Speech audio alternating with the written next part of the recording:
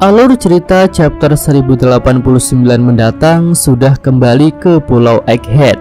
Hal itu dikonfirmasi oleh narator pada akhir chapter 1088 yang lalu. Peristiwa besar yang akan terjadi di pulau masa depan itu diawali dengan datangnya armada marin terbesar yang pernah meninggalkan markas.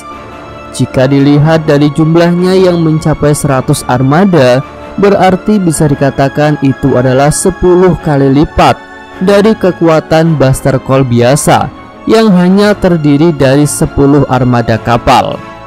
Kemudian turun tangannya langsung seorang Gorosei tentu jadi hal yang sangat menarik. Apalagi di chapter 1085 lalu kita sudah melihat siluet wujud monster para Gorosei dan bahkan Im Sama. Lalu di tempat lain, Monkey D. Dragon, Sabo dan Ivankov sedang mengadakan rapat tertutup untuk membahas mengenai fakta baru yang ditemukan Sabo di Mariejoa. Dan setelah rapat mereka berakhir, tentu akan ada sebuah kesimpulan yang mungkin memutuskan bahwa Revo Army akan bergerak ke Pulau Egghead.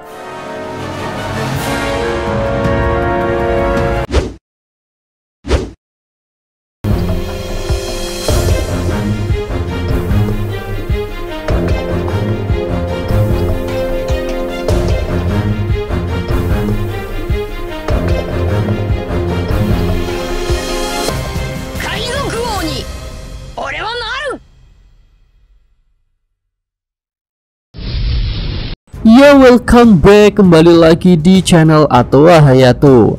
Bagaimana kabar nakama sekalian? Semoga selalu baik-baik saja. Ya, keadaan terakhir Dr. Vegapunk bisa kita lihat pada chapter 1078. Di sini ilmuwan paling jenius itu sedang ditawan oleh salah satu kloningannya sendiri, yaitu Vegapunk York. Sementara itu Vegapunk Saka sudah tertembak dan tumbang.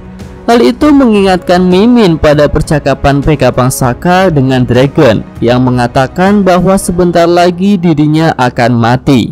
Nah, percakapan itu bisa menjadi dasar kuat bahwa Monkey D. Dragon akan terlibat dalam pertempuran besar di Pulau Egghead.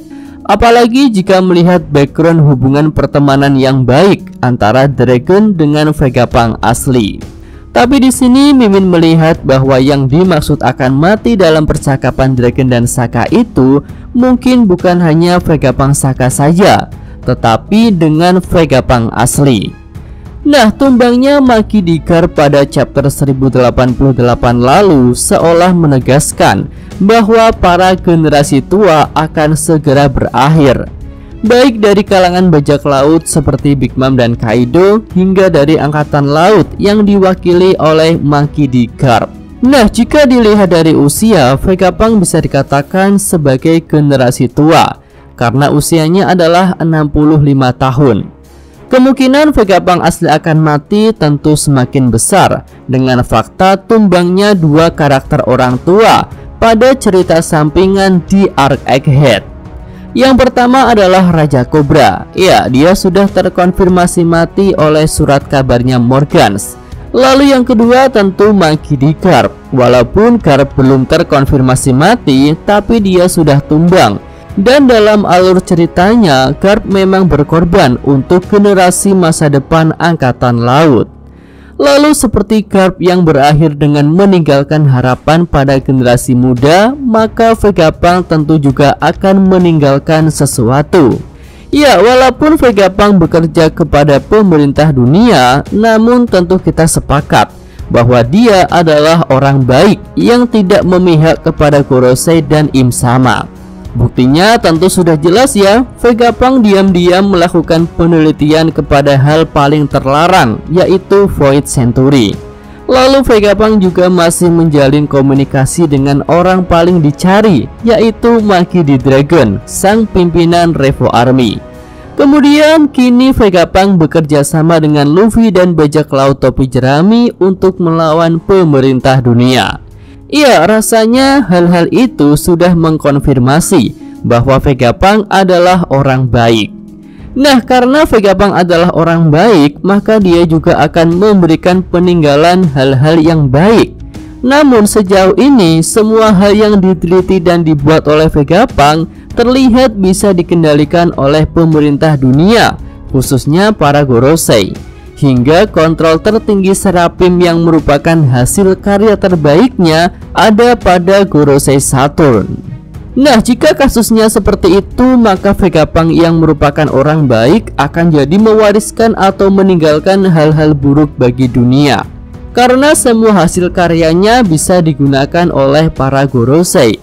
Lalu kira-kira bagaimana skema yang bisa membuat Vegapunk asli mati dengan memberikan kebaikan? Nah, salah satu plot twist yang sangat besar adalah Vegapunk sudah memberikan kontrol otoritas tertinggi Serapim kepada Monkey D. Dragon.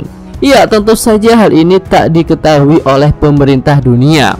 Vegapunk yang cerdas tentu akan punya rencana cadangan jika penelitian terlarangnya mengenai abad kekosongan itu terbongkar. Dia tentu sudah menyadari jika sistem otoritas tidak dirubah, maka suatu saat semua hasil karyanya itu akan berbalik untuk menyerang dirinya.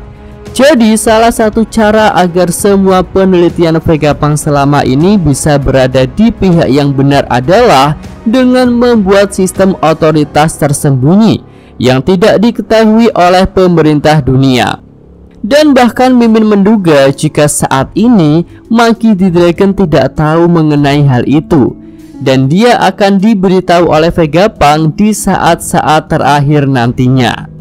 Lalu skema menarik tentu akan terjadi saat Dragon dan Revo Army memutuskan untuk pergi ke Pulau Egghead dan bertemu dengan armada marin yang dipimpin oleh Kizaru dan Gorosei Saturn. Ketika itu, saat Vegapunk akan dihabisi, dia bisa mengatakan bahwa Dragon dapat mengendalikan semua Serapim, pasti Vista model terbaru Mark III, robot monster laut, dan mungkin seluruh hasil karya Vegapunk lainnya.